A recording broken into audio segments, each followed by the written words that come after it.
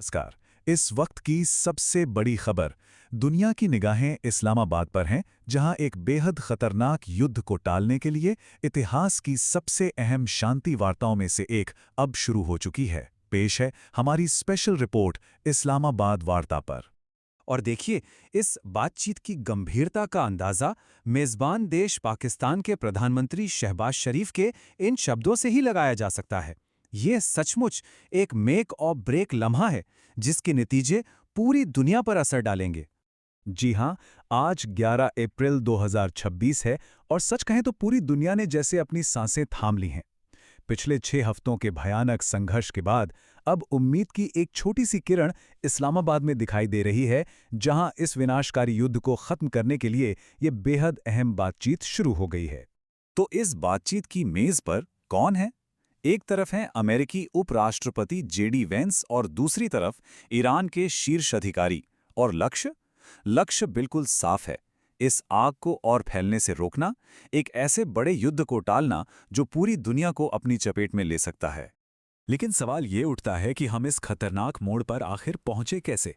ऐसा क्या हुआ कि दुनिया एक और बड़े युद्ध के मुहाने पर आ खड़ी हुई? चलिए जरा पीछे चलते हैं और समझते हैं इस पूरे संकट को। तो कहानी की शुरुआत होती है इसी साल फरवरी से, जब अमेरिका और इजराइल ने ईरान पर एक साथ हमले शुरू किए। जवाब में ईरान भी चुप नहीं बैठा। उसने जवाबी कार्रवाई की और होर्मुज स्ट्रेट का रास्ता बंद कर दिया। और बस यहीं से एक क्षेत्रीय लड़ाई एक ग्लोबल संकट बन गई। एक नाजुक से सीज फायर के बाद आज 11 अप्रैल को सारी उम्मीदें इस्लामाबाद पर टिकी हैं। तो अब सवाल यह है कि उस बंद दरवाजे के पीछे बातचीत की मेज पर असल में हो क्या रहा है? कौन से ऐसे मुद्दे हैं जिन्हें सुलझाए बिना शांति की कोई उम्मीद ही नहीं है? देखिए, मुद्दों की फहरिस्त बहुत लंबी है। सबसे बड़ा और सबसे पेचीदा सवाल तो हॉर्मुज स्ट्रेट को लेकर है। फिर ईरान का न्यूक्लियर प्रोग्राम, उसकी मिसाइल क्षमता, हिजबुल्लाह जैसे प्रॉक्सी गुटों को उसका समर्थन, और हाँ, ईरान पर लगे वो कड़े आर्थिक प्रतिबंध। ये सब वो कांटे हैं जिन्हें इस बातचीत से निकालना होगा। और इन सब में जो सबसे विस्फोटक मुद्दा है वो है हॉर्मुज स्ट्रेट। ये सिर्फ एक समुद्री रास्ता नहीं है, ये दुनिया की इकोनॉमी की, आप कह सकते हैं, धड़कन है। दुनिया का 20% तेल यहीं से गुजरता है। मतलब इसे बंद करना वैश्विक अर्थव्यवस्था का गला घोटने जैसा है।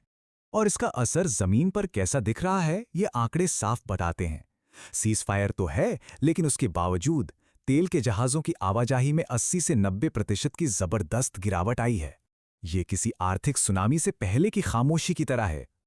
और यहीं पर इसी मुद्दे पर आकर मामला फंस गया है। अमेरिका का साफ कहना है कि ईरान एक तरह से टोल बूथ चला रहा है और इसे बिना किसी शर्त के खोला जाना चाहिए। वहीं ईरान कहता है कि ये उसकी सुरक्षा और संप्रभुता का सवाल है। एक ही मुद्दे पर दो ऐसे नजरिए जो एक दूसरे से बिल्कुल जुदा हैं। और इस टकराव का असर सिर्फ मिडिल ईस्ट तक ही नहीं है। इसकी तपिश हजारों मील दूर महसूस की जा रही है और पूरी दुनिया की अर्थव्यवस्था दांव पर लग गई है। इस आंकड़े पर गौर कीजिए।